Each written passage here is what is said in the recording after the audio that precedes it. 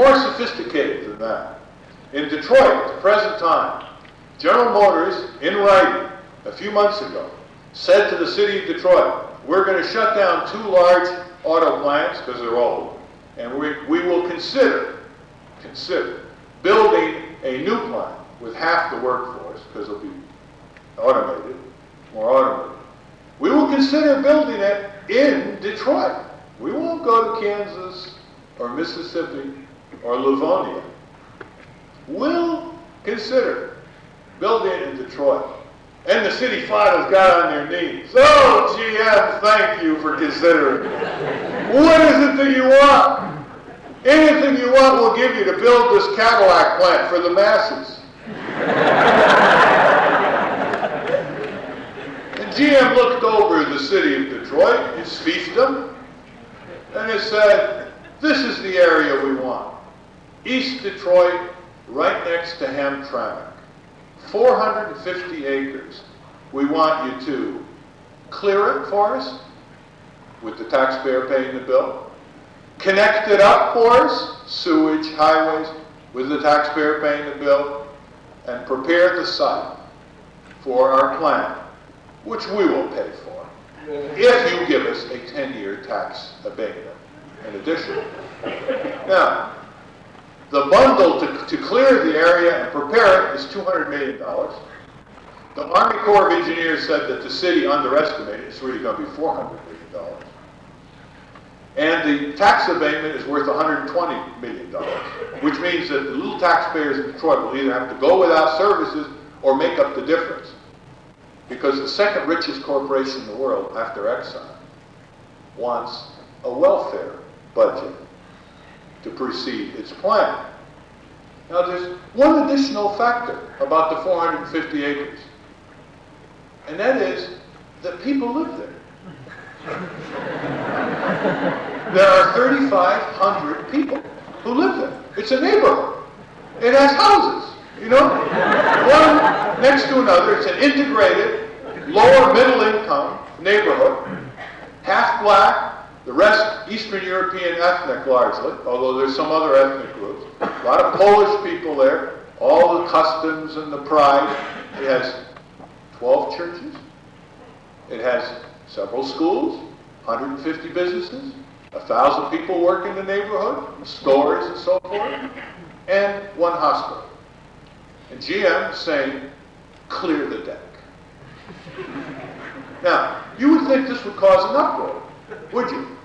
I mean, after all, even in medieval period, when the lords of the manor looked at the serfs, they were kind of reluctant to say, clear the deck. They might have squeezed them, exploited them, manipulated them, but out! So we can build another mansion, which will employ servants, lower the unemployment rate. The mayor says, well, wonderful. I couldn't believe you're asking so little. And he becomes the chief champion. The UAW, which is losing jobs, says, anything for jobs. Anything. Well, but you're wiping out 1,000 jobs. And number 2, General Motors can walk away from the deal. After they clear the site, put in the hundreds of millions of dollars, say, okay, GM, it's yours. They're not obligated contractually to build the plant. They can say, well, times have changed. We're going to Formosa. Booming economy.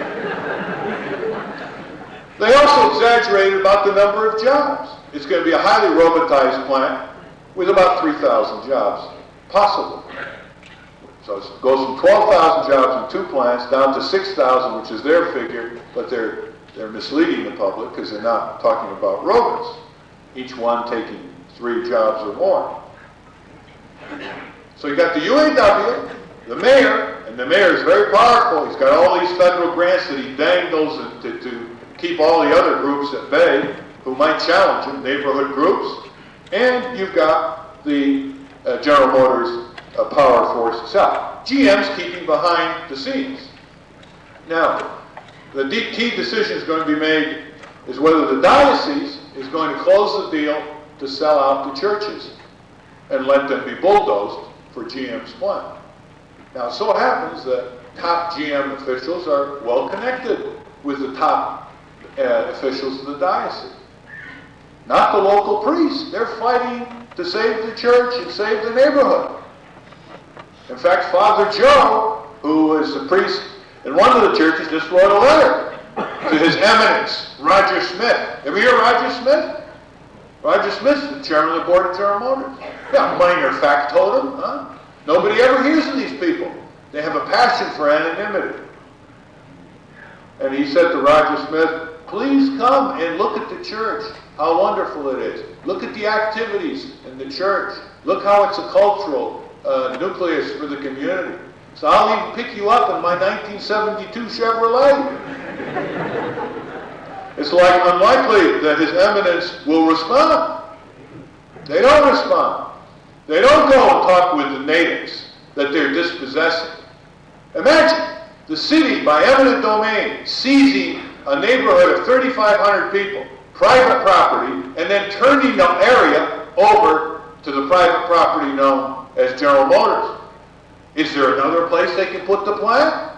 Is there a way they can design the plant that would take up less land? They got 30 acres in their architectural drawings for parking. 30 acres. Never mind vertical parking. Never mind parking it on the roof. They want the land. It's a prime piece of land. No consideration. The city says GM asks, GM receives. This is government. This is tyrannical government. They've got the best of both worlds.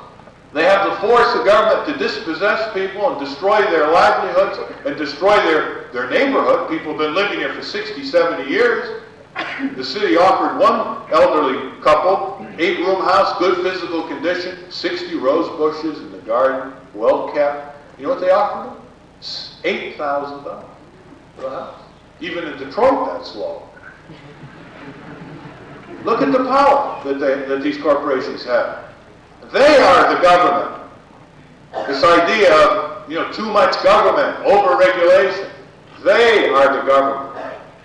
They're the ones who set the parameters. Now, how does this affect future generations? These corporations now are beginning to affect the genetic inheritance. Not enough they don't leave you alone. Now they are, with their pollution and their radioactivity and their genetic engineering, they'll be shaping who's going to come out okay and who isn't going to come out okay in future generations. To make matters worse, they just received the authority from the Supreme Court to hold patents to forms of life.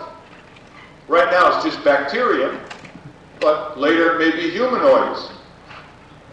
How do we get in a situation where legal fictions called corporations, with their ability to diffuse and secret responsibility, how do we get in a situation where we give them equal powers under the law to contend with individuals? It's an unfair contest.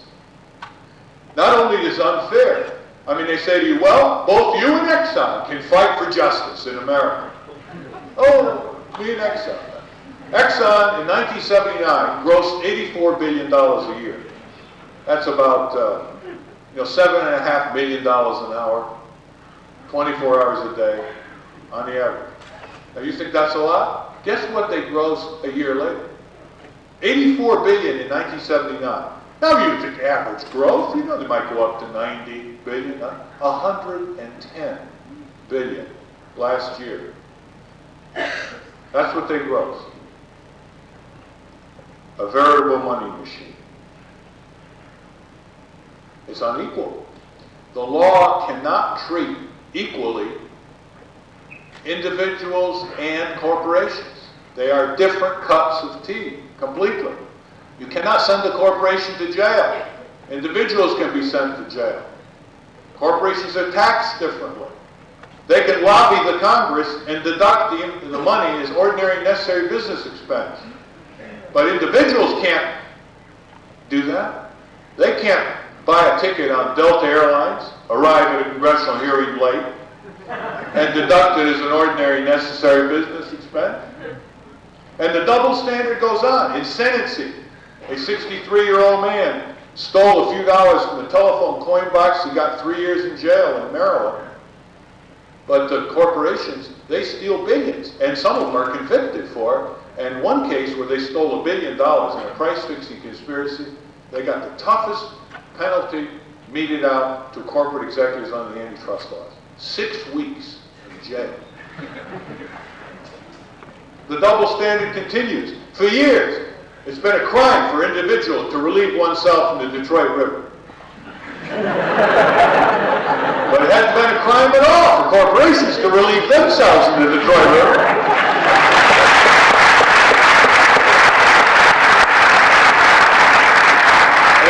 And they can't even plead duress. And what they relieve themselves of is very much more serious and toxic than when individuals. You might want to look into this double standard as part of something, if you're in economics or you have a chance to write a paper. Look into the double standard. There's no law in either Canada or the United States that prevents students from writing papers on meaningful subjects. Now, we come now to your own opportunities and deprivations. First of all, if certain concentrated powers, like vested interests, want society to continue the way it is, they don't want change, they're going to look on young people as potential challenges. Because historically, the youth have shaken the boat, rocked the boat.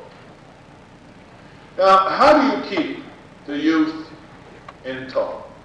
Now, you don't need conspiracy for this. I love it when the right wing says, oh, you people are always looking for conspiracies. To which I say, I wish we could find them. It's worse than that. When you have to conspire, that means you recognize that the other side is a force to contend with. When you don't have to conspire at all, the situation is even worse in terms of the imbalance of power. Here's how they handle the youth at higher educational institutions. One, they make you feel that the reason you're going to college is you get a better chance of getting a job. So you look at college like a trade school. What are you going to pick for your trade? And you major in it. And your whole orientation is to look at college as a job opportunity advancing. And this has been getting worse and worse, by the way. In the old days, you'd go to college kind of intellectual pursuits or while away the time or have a good time, parties and all. And now, more and more, the hype is on. You got to get a job, you got to get good grades, and that's what you go to school for, get a higher paying job and the like. And when you've got that focus heavily weighing on your mind, other things suffer in terms of what you can experience and what you can do. You look at courses and you say, it's an interesting course, but that's not going to get me a job. I mean, that's philosophy. Medieval art appreciation. Yeah, maybe you get a little culture, but marketing, management, accounting, the real world stuff. Never mind the thoughts that have animated human civilization, that have inspired people to have acute senses of justice. What does that do on your resume? What does that do for your corporate recruiter? 2 semesters of law and justice. 101, 102. Imagine going to the placement office and the corporate recruiter, let's say from Lovelows.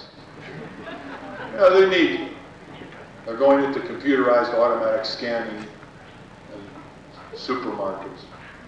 So the corporate recruiter comes and you sit down and the corporate recruiter says, well now, what did you major in? And you say, corporate crime.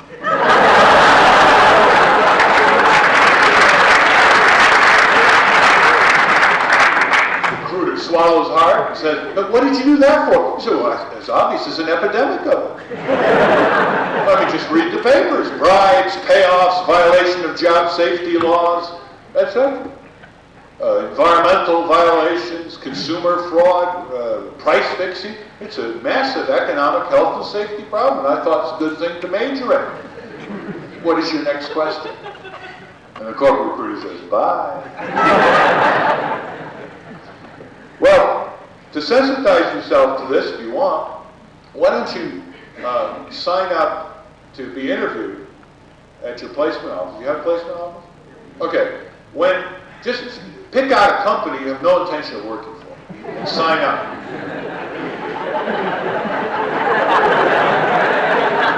Go to the interview. You sit down, you answer all the questions A-OK. I mean, your Nielsen rating is going up by the minute. Questions, a corporate recruiter says to you, are you a hard worker? Oh yes, very hard. Do you have a good temperament? Yes. Oh, I have a little, cutting edge. That's important, entrepreneurial sense, but I don't lose my temper. Little typewriters on it. Windows. Can you get along with people? Oh, indubitably. How would you describe yourself in that regard? Oh, a team player.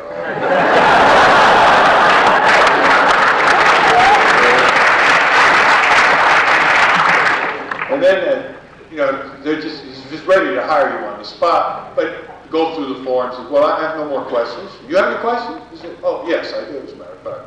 Well, start. Well, I want to ask you, if I work for your company, can I bring my conscience to work with me every day? And the recruiter is kind of taken aback, saying, well, of course. I mean, our company is composed of law-abiding, God-fearing people. But just curious, why do you ask? So, well, might come across some corruption, waste,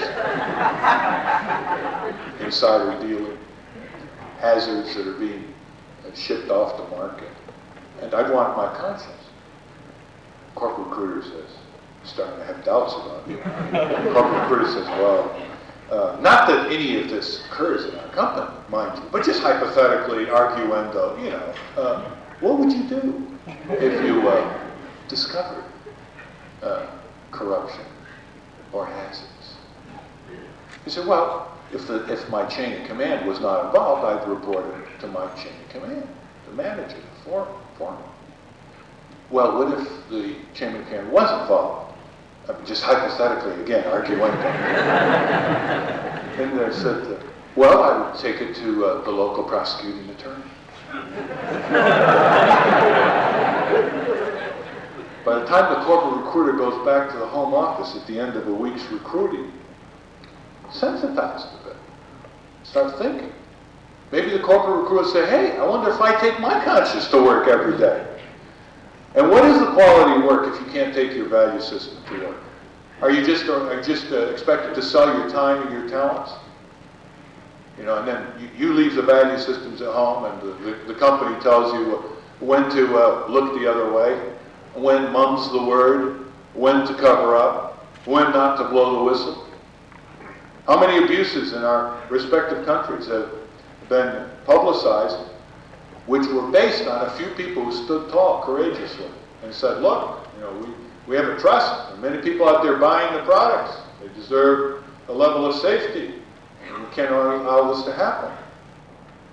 Well, this kind of sensitivity is just an example. All kinds of experiences that you can have. When you're going to college, it's a good idea to take a little time off and go to the retail stores as a scout to analyze them, like you go down to a local supermarket and you spend 3 hours scouting the supermarket. A little pad and pencil, looking at the aisles, whether there's code dating, unit pricing, what kind of products get the best shelf space, whether there's adequate labeling, what's the range of junk food, what tricks are played at the meat counter, with light making fat appear like filet mignon. Or you go to local factories, you try to visit local factories, go down the court systems. Broaden it out. It got you too much tunnel vision. If you're not careful, you end up very, very much susceptible to that kind of tunnel vision. Keep you very busy. You're either bored or scared. And they fluctuate. You see the boredom at the reading rooms and libraries. The students are kind of going through vertical pendulum dances. Or postponing the day of learning by underlining their book with red felt pen. Or writing out their book in longhand than a notepad, figuring it's more comfortable when they see it in their own handwriting. Or you're scared because exams are coming up and you want to cram and do well. Well, the sensitivity is a great part of this process. First of all, How do you estimate yourself? Do you see yourself as an advocate of greater justice in the society? If not, why not? I mean, why have such a low estimate of your own significance if you don't see yourself as an important factor in the civic society? A democracy works only as well as people put time in making it work. And if it's worked as well as it has, it's because a handful of people have put time over the years in trying to make it work. And if it's failed more than it should, it's because too many people don't spend any time on their civic duties or problems. And most of you can make a list of the things you don't like here in Canada that you think should be improved from the local to the national. And the question is, how much time do you spend on these problems of your choice? Spend 100 hours a year? 200 hours a year? In the U.S., the average person spends 25 hours a week watching TV, turning their minds into putty. Slowly but surely. They now have 24 hours of sports on cable channel. You can watch, basketball, football, boxing, skiing, 24 hours. You don't have to sleep.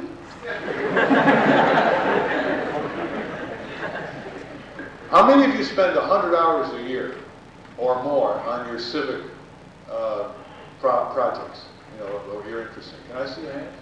100 hours or more. That's 2 hours a week. Okay. How many spend 50 hours or more? 1 hour a week. So, there it is, right here, microcosm. And you're the elite. So, you're more likely to spend time in this respect. You're supposed to be learning about knowledge and asking what it's for and linking it to action. Now, this isn't because you wouldn't be interested. I don't believe that. This business of apathy on campus, it's a function of lack of adequate exposure to opportunities, to make learning exciting, to make learning by doing, to apply what you learn to real-life problems and analyze problems, say, here in Montreal, push for solutions, and do the theory and the practice and all the rest. It's also a function of powerlessness. It's also a function of the ethos in the society, which basically tries to teach you from grade 1 that it doesn't pay to fight City Hall, and it doesn't pay to fight Imperial Oil, because you just get nowhere. You just get along by going along. That's the way you rise slowly, like being on an escalator. Well, let me throw out a number of areas that you might want to work in. First of all, you got to organize yourself. Show me any group that's gotten any justice in our society that hasn't organized, and I'll show you a retarded Martian. You've got to organize. To the extent that you already have, you have certain facilities under your control. The students in Poland now are demanding that the government recognize them in terms of an organized student union. There are students all over the world fighting on the ramparts to overthrow despotisms to get the rights in their country that you have in your country. Question is, how extensively do you use them? They're there for a purpose, after all, not just on a parchment. Although, I suppose you've settled even have them on a parchment, given the British system that you've inherited. Now, let me suggest the following. Over at McGill, you know that place. The students are in the process of organizing what students in 25 states in the United States have organized, a public interest research group. Ontario has one. Hasn't had one for years. Not at U of T. Not yet. That's the arrogant summit that they have to leap over someday. These are the provincial universities back in the outback that started it. As in the case of the States. It wasn't Harvard. It wasn't Yale. It was Michigan State, University of Minnesota, Oregon State, Queens College in New York. New York is having its PIRG, as it's called, Public Interest Research Group, convention this week. There'll be over 1,000 students on all kinds of projects. They have $1.5 million budget, 100 full-time professional staff, including scientists, lawyers, organizers, writers, lobbyists. They have offices in 6 cities, their own printing presses, their own radio program, and they are the strongest citizen group in New York State, funded and controlled entirely by students. how minor a sacrifice, a few dollars a year per student. McGill, students are in an organizing effort. You have a great opportunity here in Canada because if your students, student government or referendum, if you vote it, you got it. In the States, the students have to vote it, then they have to ask the trustees permission to use their own money to have a public interest group. So you've got a much better opportunity to get something like this done. There are students in the western provinces who are now in the process of developing. Why do you need it for? First of all, it's a great dimension to your education. Faculty in the States give course credit for students who work on PERG projects, consumer projects, environmental projects, digging into contamination of drinking water, bank redlining in the Bronx and Brooklyn, taking whole areas out and not providing mortgage funds, sitting down with their lawyers and negotiating on behalf of the community with the banks to pump more funds into the neighborhood to keep it from deteriorating. The number of projects they have is awesome. They did profiles on each member of the state legislature in Albany, sent them out to the voters all over the state. They're into exposing hearing aid fraud and other predatory activities on the elderly.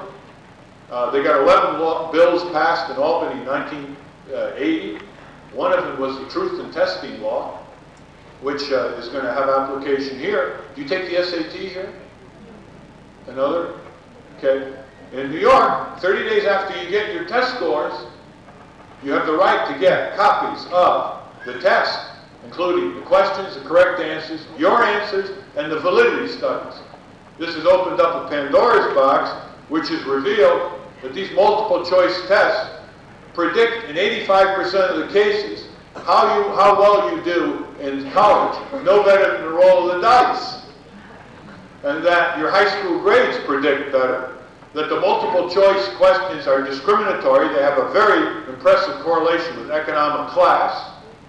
Furthermore, they don't allow nuances in answers. It's either yes, no, right, wrong. They also do not judge the most important aspects of your personality for progress and excellence in life, even though they're given a wildly exaggerated significance by admission officials and licensing officials for occupations and professions after graduation, because they appear to be objective and they're machine scored, and they get the whammy off the admission people's back. Here's what they don't measure. These tests do not measure your determination, stamina, judgment, experience, wisdom, creativity, imagination, idealism. Otherwise, they measure everything that's important about you. It was students are challenging this system of measuring their performance and deciding what their educational and professional opportunities are going to be like. That's a lot of power in the hands of the college boards and the Educational Testing Service, Princeton, New Jersey. The importance of this is, and I'll leave in the library a summary of our report on the standardized testing for you to look at. The importance of this is that the students said to themselves, if we don't understand and participate in the standards by which we are judged, the people who shape the standards are going to control us.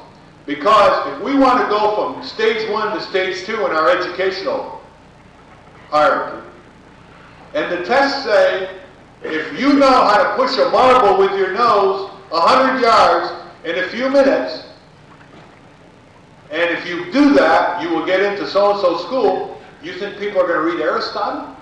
You think the students are going to read Leibniz? They are going to learn how to push a marble with their nose 100 yards. It shapes the curriculum. It does not focus on what you've done in life, but how fast you can make those scores on multiple choice tests, which don't reflect the kind of critical variety that the human mind is capable of. So they shape what your expectation is because it's a reward and punishment. If you want to do something about that, you can get in touch with either the address here or the New York Public Interest Research Group in Albany, New York, and we'll be very happy to give you a draft of the Truth in Testing bill which is now pending in other states, but is passed in New York. Next, how good is the cafeteria food here? What? Edible? How many people are dissatisfied with it? How many people like it? Terrific. Oh, it's run by SAGA. Well, SAGA performs different ways in different universities, quite obviously. There's a lot of opposition to SAGA in some schools in the U.S. for the kind of food they're shoveled out every day. If you wanted to improve it, I'll leave in the library a student's guide to improving the campus food service. Just happened to happen. How many of you know how to do voting scores on provincial and national legislators or members of parliament? Do you, if you're interested, here's the way we do it. And I'll leave it there. It's a tremendous thing because most members of parliament, legislators, they don't really, particularly in our system, I might add, because you don't have such straight party voting as you do here. In our system, they don't like to publicize their votes. There are only 3 out of 535 members of Congress who will send on demand the summaries of their voting record every year in the English language. You know, like you see the environment, here are the environment votes. Defense, here are the defense votes, clearly summarized. So when we started doing this, it upset the lawmakers no end. Because instead of just sweet-talking the folks back home in their ridings and doing the work for the special interests back in the national capital, they had to face up more to a knowledgeable electorate. And this is indicated how you can do a voting record of that kind. Now, if you want to get engaged in a lot of other projects and want to see what people are doing around the country, at least the U.S., probably much of the same is going on here in Canada, Probe, and other environmental groups and health groups.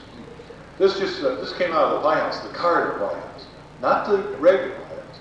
No way you're going to get this from the Reagan White House. This was free, by the way, until Carter left office. He's right there. It's called People Power, and it's a description with the names and addresses of things people are doing in energy, housing, health, and food, cooperatives, clinics, alternative forms of energy, things that work, in other words, not just pie in the sky.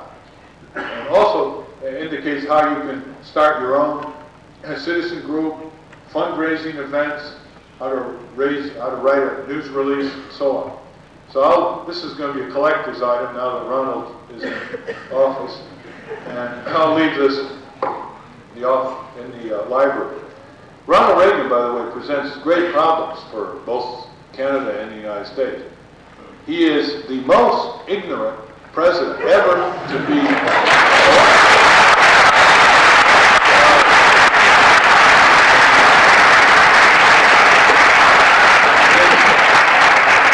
since Warren Harding. And it's really frightening to see how uninformed he is. When he met Carter and he met Kennedy and he met some other people on the Hill, including Republicans, they went away dumbfounded. They couldn't believe this man has cue cards. He just reads the cue card. You know, they wind him up, put him on TV and say, "Read, Ronnie, read." He does a very good job. He's a terrific reader. He cocks his head. You know, nice, soft language as he tells you he's going to cut the child nutrition, abandon auto safety, cut down on protection against toxic dumps, overregulation, burdensome red tape. Going to unleash America, unleash DuPont. And look at what he said, for example. 80% of pollution comes from trees. Here's another one.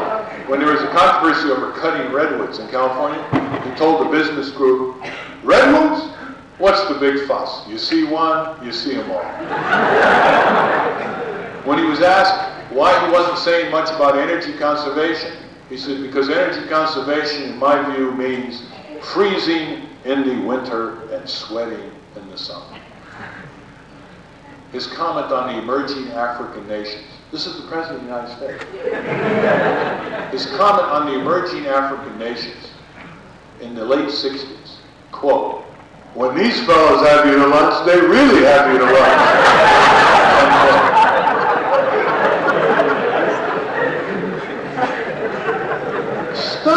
Stunning lack of information. The only president we've ever had who owns more horses than books. And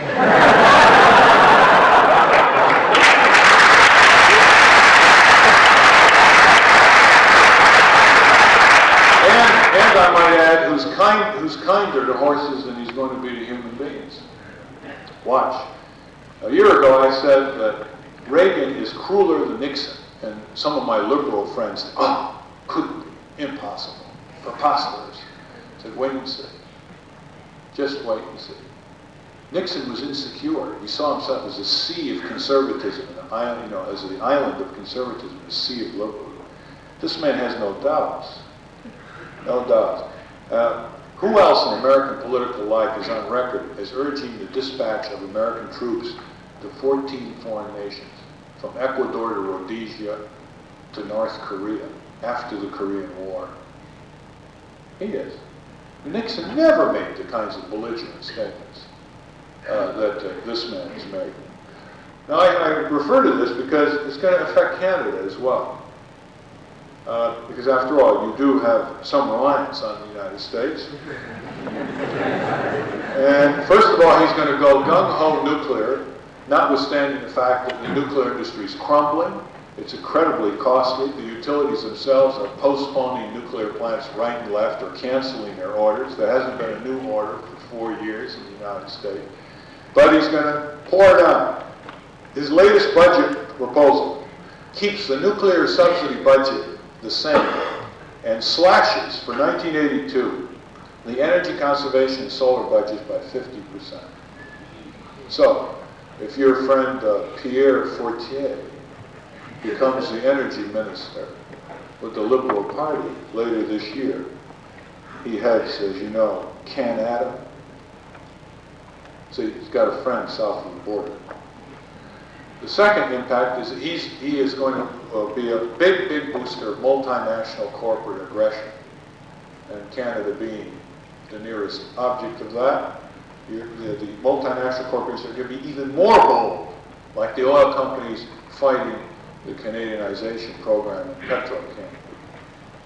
Thirdly, there's going to be more civil liberties repression. He has never and does not have an understanding of civil liberties and civil rights. He's been very cool to them, but as governor he could do very little damage compared to what he can do as president.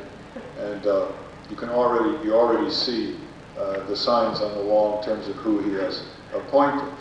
Fourth, he's going to crumble the whole consumer and environmental enforcement programs. And to the extent that your Canadian officials, in their inimitable mimicking way, will move sluggishly after our country has moved sluggishly to recall cars, you're not going to have that kind of pride from south of the border. And then finally, in the area where you are very concerned, probably more than people in the United States, acid rain, you're not going to get much sympathy in such problems, across the border problems, as you might otherwise have with another regime. So you've got your work cut out for you. And the first, I think, agenda for college students, if you want to enter into this area, is organizing yourselves in a public interest research group manner as over 500,000 students have in the United States and the people in Canada. Everything starts with this. You know what this is? It's a mundane sign-up sheet. Okay? So is Hannah Obermeyer here? Okay, you want to put those outside where if the students want to sign, and then you can have a meeting and meet with the students at McGill and really get something underway. We'll be very happy to help you. The head of the New York Public Interest Research Group, Donna Ross, was up here on invitation a few weeks ago. When you see what they have done, you become very, very excited indeed. They're going already into pushing for satellite communication hookups so students can have their own satellite time and communicate with themselves and continentally and worldwide. There are a lot of other things that they're planning in addition to the regular kind of consumer environmental advocacy. You know, some people say, well, what can students do? They're really pretty insignificant, they're too young, they're too inexperienced. You know, there needs to be a real arousal of the student class consciousness in North America. Because you've got something like 13.5 million students in universities and colleges between the two countries. And you have certain assets that you won't have after you graduate and that most other people don't have. You've got your own internal communication system, newspaper, radio program, bulletin boards, meeting rooms. You've got your own level of idealism, which will decline in large part after you graduate. You don't have the kind of conflict of interest and allegiance that prevents you from deciding issues on the merits. You've got skills in getting information. Your own university is an information source, technical and otherwise, with the faculty. And you can get a terrific education as well as train yourself civically in tandem, which most people can't do. They can't go to work in a steel mill and say to the boss, I'm also going to fight pollution today too, boss, at the lunch break and coffee break. But you can do political science and monitor and put out profiles of members of parliament. You can do biology and chemistry and do sophisticated testing of heavy metals and other chemical contaminants in the drinking water. Put out these reports, news releases, communicate with the community and a common goal. You can do this repeatedly. It challenges your analytic skill and your value system, and you never get bored. The only time you get sleepy is when you're tired. And that's been shown with the students working with us over the years in Washington. You know, there's something about just challenging your intellectual ability, but not your value system, or neither. It's like a process known as memorization, regurgitation, vegetation. So, you know what it is. You have to go through it. So the organizing of the public interest research group, critical first step, and it can be done all over Canada, much faster than the United States, because, and I believe this is probably true here too, student governments control their own budgets. And if the student government doesn't want to do it, you can have a referendum and instruct the student governments to do it. The second engagement is a Freedom of Information Act for Canada. Why should you continue?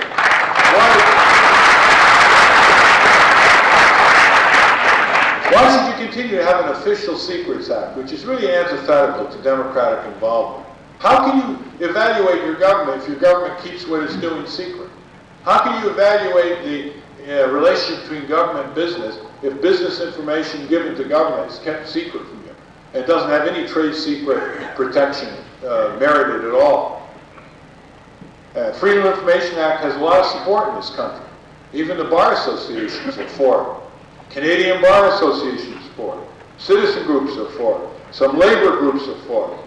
But every time a party goes into office, you know, when they're on the outs, they say, well, we should have free information. But once they get in, then it's something that's eminently postponable, whether in Australia, New Zealand, Canada, or Britain. And that is a critical lever for public interest research and action. We could never have gotten the progress we have gotten in the United States in consumer environmental area without the Freedom of Information Act. For example, we got copies of nursing home inspection reports from the federal government, which blew the top off the abuses there. We got copies of meat and poultry inspection reports on dirty, contaminated meat and poultry by a company from the Department of Agriculture. That launched the corrective legislation in the late 60s. It's so bad in your country that we've had law students from Halifax come down and spend time with us in Washington. And their job was to study our Free Information Act and get information about Canada from Washington, which they couldn't get from Ottawa. Like they got information about auto defects, about meat and poultry reports, and Ottawa said no. Washington said, oh yes, we get them from Canada. We have meat inspectors and so on. They're yours. The Freedom of Information Act can be used by any foreigner in the United States. There it is. And then they went back here to Canada. They released it. They got good press a few years ago. But it's still never critical mass to get that legislation passed. That could be a really great common goal in terms of opening up knowledge and information for the proper evaluative process. The third thing you can do is look at your curriculum. Sit down with some of your faculty. You might have done this already. I hope I'm not being redundant. Sit down and say, look, how can we get more clinical educational credits off campus? How can we develop coordinated student projects to do major undertakings that one student couldn't do? You do a piece of it with other students. And let's take each discipline in the college and see how it relates to a problem area in Montreal, Quebec, or Canada. Whether it's political science or chemistry or history or economics, sociology, or what have you.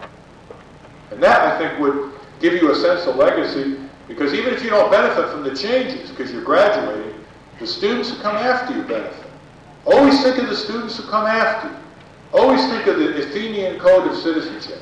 Very simple. It went roughly like this.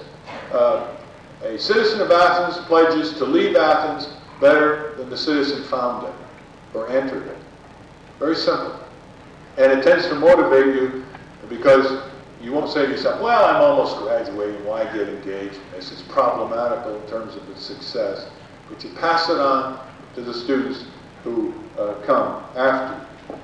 Once you get in that kind of milieu, you'll see that there are a lot of creative citizen innovations that can revolutionize the plight of voiceless people and really begin to redistribute power and justice in a society and plan for the future. Checkoff systems, such as in Wisconsin, where the state government adopted a requirement that 4 times every utility in the state of Wisconsin has to insert in their envelope a notice with a return envelope which has the headline, "Are you sick and tired of high utility rates? Do you want to do something about it? Well, join your own citizen utility board, a statewide Wisconsin group that you join, and $3 a year, and it'll have a full-time staff of advocates to take on the utilities." You can imagine how the utilities love to include this message in their monthly bill, but they are. And the first time this occurred in the telephone bill a few weeks ago, 25,000 people in Wisconsin signed up. You know how long it takes to get 25,000 people as a member of a consumer group? The piggybacking of sellers, whether they're insurance company policies, where you put the notice inviting policyholders to form their own group and join their own group, or warranties, installment loan contracts, or the monthly billing envelope, is a very powerful organizing tool for consumers.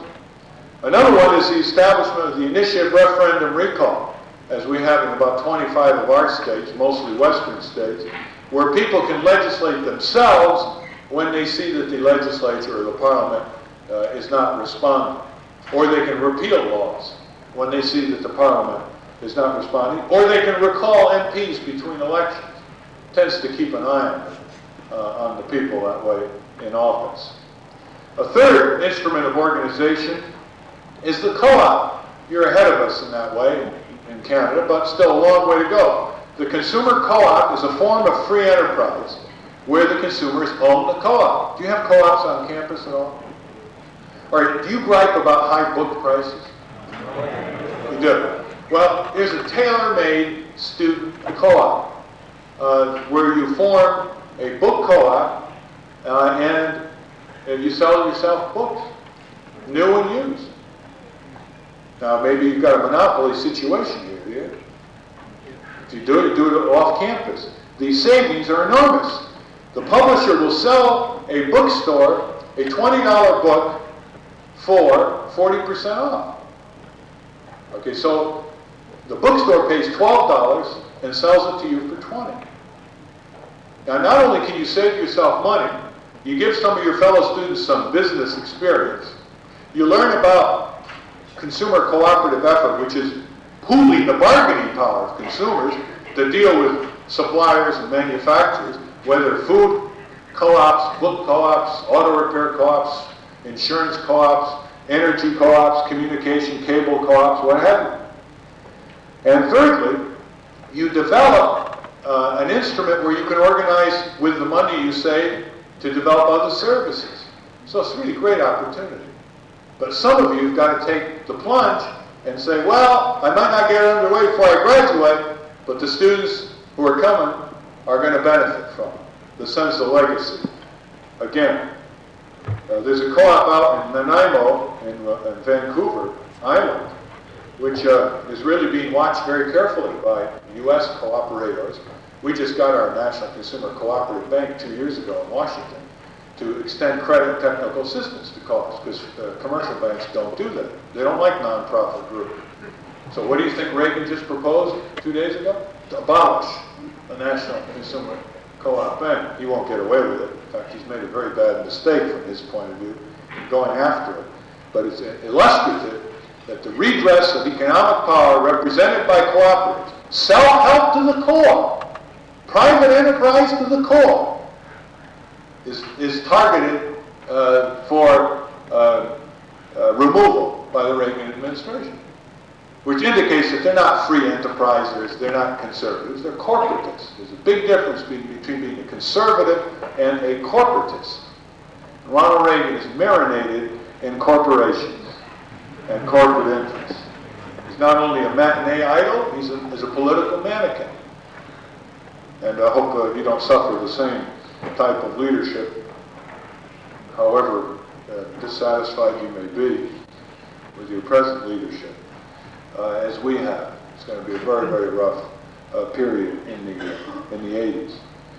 So those are some of the projects and opportunities that you can get involved in. And I'm sure that many of you have ideas, and one idea stimulates another. Let me just leave you with this thought. The worst thing you can do to yourself is underestimate your own significance and potential. You know, I've met a lot of students who say, oh, I can't do that kind of work. I don't test out. I said, what do you mean you don't test out? Well, I didn't do well on the test. Or I just don't have that kind of aptitude. I mean, so early in life, they foreclose so many horizons because they're pigeonholed with these narrow modes of measurement of themselves set by tunnel vision educators or test makers. So don't ever do that.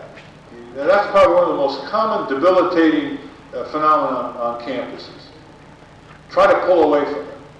That doesn't mean you say you're going to be all things to all people. You're going to be a guitarist, and you're going to be a chemist, and you're going to be a mathematician, and a political organizer, and a writer. But it does suggest, and take a broader inventory of what you can become, even if you have not become already. Because you're like, a flower, haven't flowered yet. Still early, still young. Don't foreclose your opportunities. And finally, give yourself a sense of civic duty. Say to yourself, democracy means everybody pulling on the oars, not just a few people, holding it up for the rest of us. And therefore, in the areas that you are concerned about, the problems of your choice, so to speak, local or national or world, you're going to dedicate 10% of your time, or thereabouts, to getting involved. And you'll see you become much happier as a result. You'll lose your sense of alienation, powerlessness, enemy, disillusionment. Those are rotten feelings, A lot of people have those feelings, one or more. They feel powerless or they feel alienated, and then they start popping the pills in the Valium. They get sick and they get psychiatrists and they go nuts. Why? There are so many problems in the country, you can work on one, it's like fishing off the Grand Banks. It's all there. No scarcity and no embargo. If you do that, if you have that conviction to begin with, in order not to lose it, just connect up with some cause. Connect up with some program. Join some student group that's interested in the environmental issue or in the energy issue. Give yourself a chance. And don't be hesitant in proselytizing your fellow students. There's really nothing wrong sitting with a few students and talking about serious issues in a persuasive manner. I know that traditionally it's not been considered kind of square. It's been considered just a little bit off to do that. But that's the whole process of education. You're educating one another, not just sitting in class and listening to a lecturer or reading a book. Having said all that, I want to give you a chance to announce your own meetings and make your own comments and ask your own questions. And so I'll tell you, I'm leaving both of these in the library. One is how to improve your daily newspaper, a manual for readers, if you want. It's the first one out, and a student just out of Amherst wrote it. It gives you a framework of analyzing the press and how it can be improved. And this one is a little one that deals with south of the border, but it's called American Universities, Who Pays For Them, Who Runs Them, Who Profits From Them. And it's a framework of how to study the university structure itself. Late in March, we are having the first student conference on investigative reporting. It's in late March in Washington, and I'll give to Hannah the poster, a little poster that she can put up on a bulletin board if you're interested in participating, particularly if you're interested in journalism. The best investigative reporters in the country, from Jack Anderson to Jack Newfield, are going to be there, and it will be a good occasion for you to get some exposure that will be of use to you back on campus. And let me say, we will help you in any of these endeavors. Don't just look at this as a one afternoon interaction. We mean what we say. We'll leave our address. If we can help you in any of these areas, just write or call on us. Thank you very much.